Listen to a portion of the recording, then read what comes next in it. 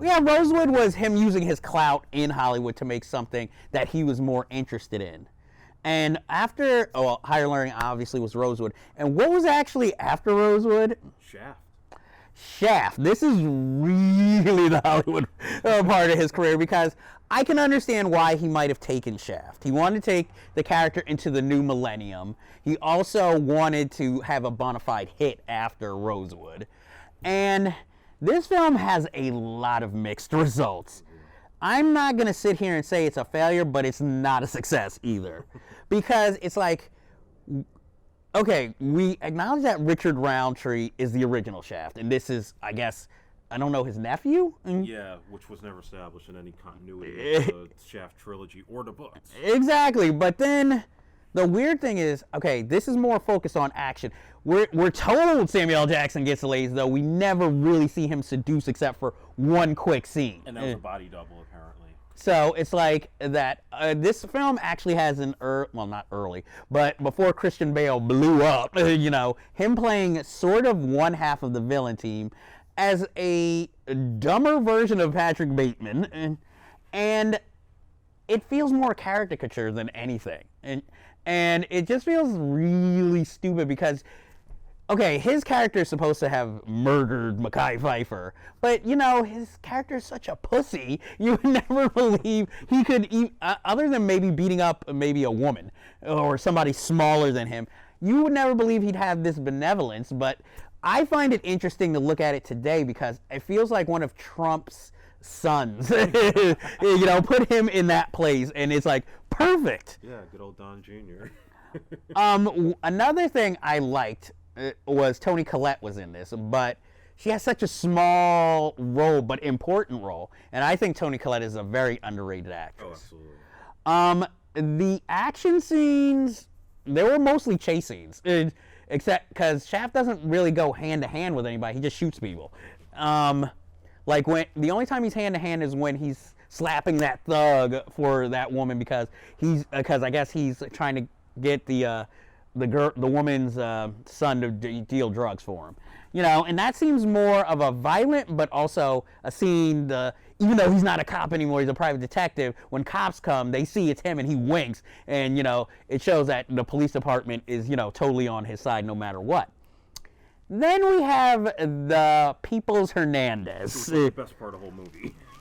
Which is supposed to be a dramatic performance. And Jeffrey Wright is good, but it just feels so comedic half the time that it's hard to feel any menace from him because it's just so like, you are going so way over it. It's like Eddie Arcadian in The Last Dragon. Really? It's like, it's really good, but you're just so over the top. And especially towards the end when he starts stabbing himself. Like, I'm tough. It's just like, why are you stabbing yourself, though?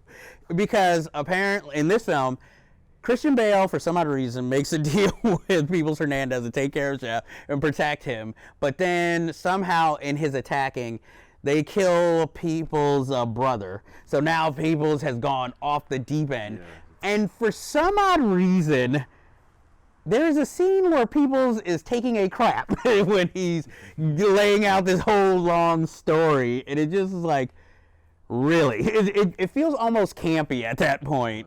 And I remember now I saw a test screening of this movie before I saw the actual film. So there are some things that have changed. Like, there was an airport fight between Shaft and Christian Bale's character. Yes, and there was more of a graphic scene of the person who was working undercover and People Hernandez getting thrown out the window. And I don't remember which, because I haven't seen this movie in years, but I know in one version you actually hear the turds dropping in the toilet. I think that was in the test screen, because I would like to think the studio was like, that's a little much. One turd drop. Okay, so, because that shows you the type of movie we're talking about here. It's not horrible. In fact, this is the one John Singleton movie where I have the soundtrack of, because I really enjoyed that, especially, unfortunately, the R. Kelly song "Bad Man."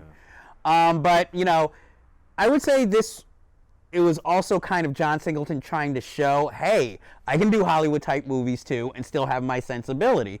Because, you know, he has, like, the ridiculous scene where he throws, like, his badge at the judge. Again, Busta Rhymes is, I guess, Shaft's lackey. And then he has another lackey who's just really fat, who only has one season. Only has one scene where he's basically a donut joke. And that's pretty much it. But, I mean, I guess depending how you look at it, I know they plan on rebooting Shaft with Samuel L. Jackson and Richard Roundtree, and now this will be son of Shaft. Yeah. Hopefully this will be better. Like I said, I think John Singleton shows visual verve with this film, but I just don't think all around it's all that great a movie. Yeah, I'll say I have a little bit of a bias because it was the first time I ever visited a movie set. Okay. My step-uncle at the time, me and my cousin, he was able to get us to go to the Brooklyn Navy Yard where they were building all the sets. So I got to see, like, People Hernandez's apartment. I saw Busta Rhymes' apartment. All built in one soundstage. It was amazing to see how, like, an apartment floor got built in this large space. None of the actors were there. They weren't giving me Vanessa Williams' number. But I thought that was, like, kind of a cool experience. And then to see it on the big screen, I mean, I was like, oh, yeah, it was right there.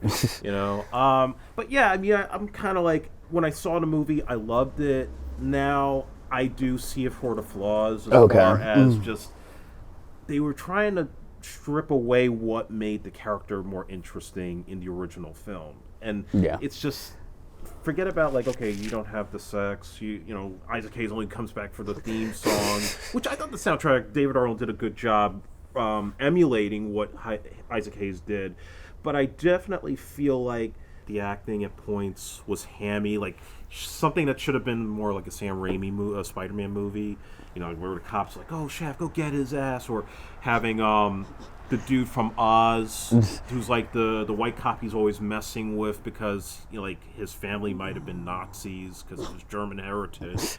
I mean, there were just sometimes, maybe it's the producer's problem, Scott Rudin, because I felt like maybe it was a little too Broadway-ish. Okay. So, yeah, and Sam Jackson, there were better choices, I feel. I mean, he tried to do his best, but it was like, it was nothing different than what you've seen Sam Jackson do before, only in more heroic action mode. And, you know, he's not the villain this time. Yeah, and then, you know, the complaints about the bald head and the goatee, and he looked too much like Hawk from Spencer for Hire.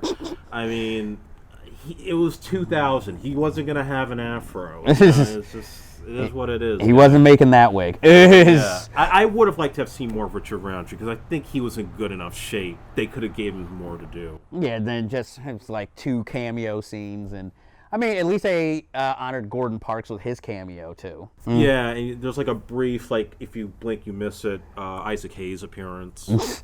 I'm like, well, like I said, it's a Hollywood movie. The script seems more interested. Seems very interested in race at the time. Yeah. Because I was like, whoa. Because Giuliani time. Yeah, because I saw it with a friend of mine, the infamous Billy Boom, and she has what's with all this black racial humor? The white, black, Hispanic. What's up with that? You know. So miss you, Billy Boom. And next we have. Technically, the Boys in the Hood follow-up. But I find this film is very divisive with audiences. And the movie we are talking about is Baby Boy, starring Tyrese.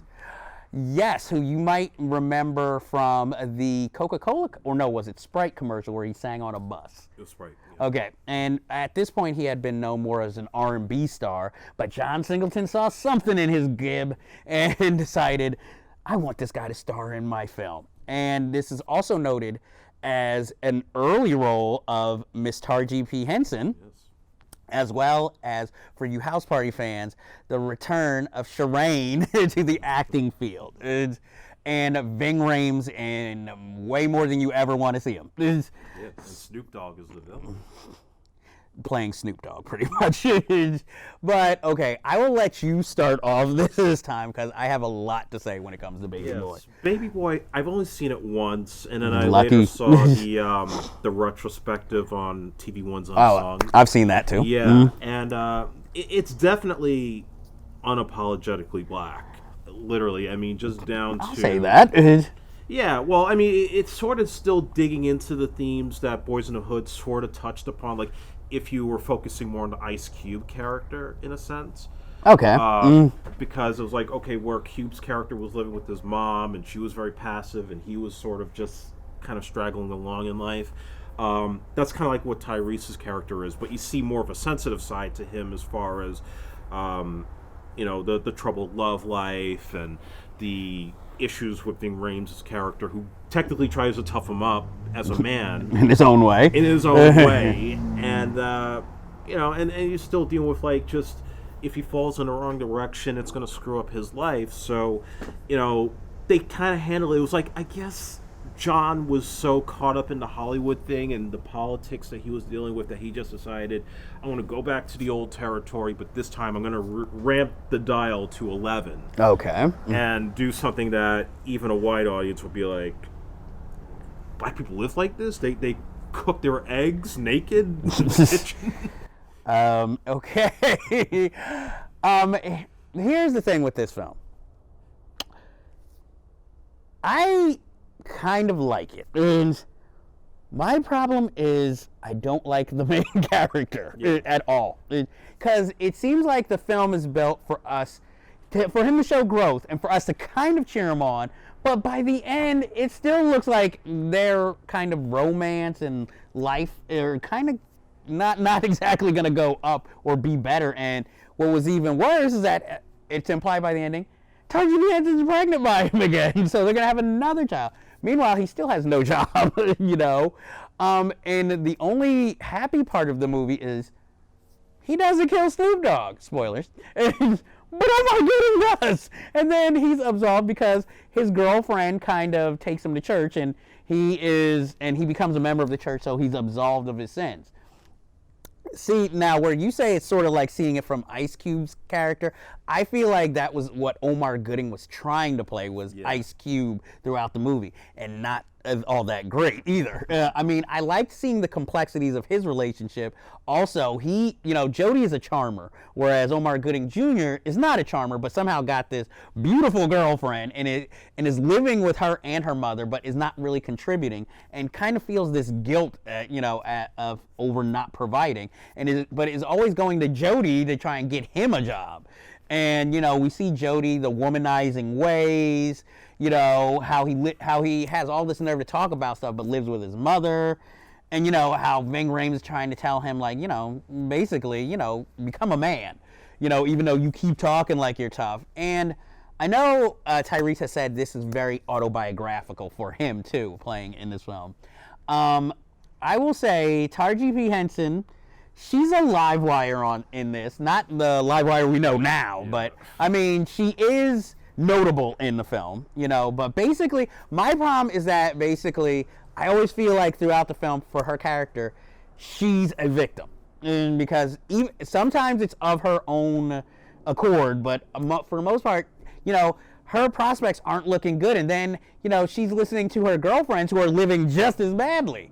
So I mean, it's a film that shows maybe certain parts of black culture and how their lives are, and I applaud it for that. But unfortunately, watching it, it's like it's a reminder and it's a showcase, but I think it's something that should be seen, and it's not a bad movie. But again, I can't sit here and say at the end I feel happy for anybody. And so it's not necessarily a feel-good movie, but I think it is a good film, and one that I think he needed to make, especially at that point in his career. Because I feel like this was something that was kind of more nurturing, again, going back to the original trilogy.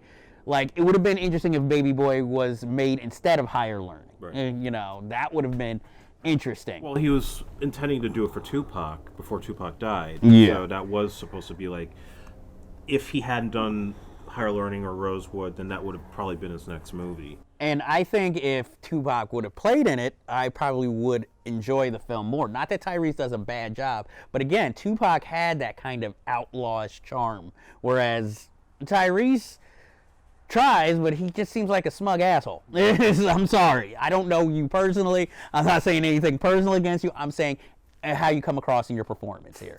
So, and after this, apparently high off of working with Tyrese and Baby Boy, John Singleton got a chance to do a sequel to a very, I guess, hit movie that had lost its star in Vin Diesel. So they brought in John Singleton, and they brought back Paul Walker for Too Fast, Too Furious with the late Paul Walker and Tyrese with Eva Mendes as the love interest.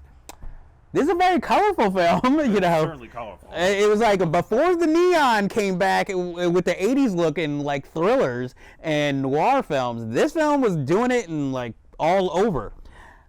This film, I will say, strangely, I enjoyed the directing here better than I enjoyed the Shaft directing. Because I thought it worked as a sequel. It's very colorful. It's a little more ensemble. And inadvertently, he made a very homoerotic action film, because if you watch the film, anytime like Paul Walker's character Brian is in any way, shape, or form interested in Eva Mendes, it seems like Tyrese is more hurt and insulted, and it's not to get Eva Mendes. It's like, how are you paying attention to her instead of me? You came to me. Yeah. So he seems more like a jealous lover out of everything. And now, I admit, I haven't watched many of the sequels to Fast and Furious, but I could have swore this is where Ludacris's character gets introduced. And doesn't he have a limp and a leg problem, which is why he doesn't drive? But yet in the future sequels, it's disappeared. And yeah, I mean, I couldn't even tell you, because I thought it was like a forgettable sequel. I definitely had my issues. I mean, I didn't see it in the theaters because, yeah, I thought it was going to be crap without Vin Diesel.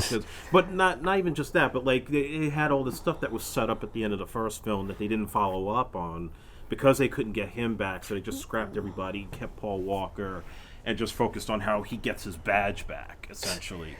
And I just thought, like, John, when I saw that shot of like the CGI cars going up the drawbridge, I said, what the hell are you doing? The first film worked so well because there were physical stunts, there were physical cars getting chased or going into drag races, and you know, that was like better than what we had a year before with Gone in 60 Seconds with Nick Cage, the freaking Mustang flying off the bridge. Hey, now we're going into I enjoy Gone in 60 Seconds. Not in a good way, but I enjoy it.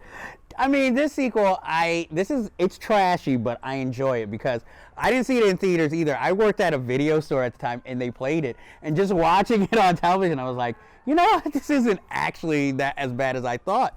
In fact, I actually like a kind of, I guess, the criminal element story that they're supposed to be investigating. That I found interesting. Return of Cole Hauser to John Singleton filmmaking.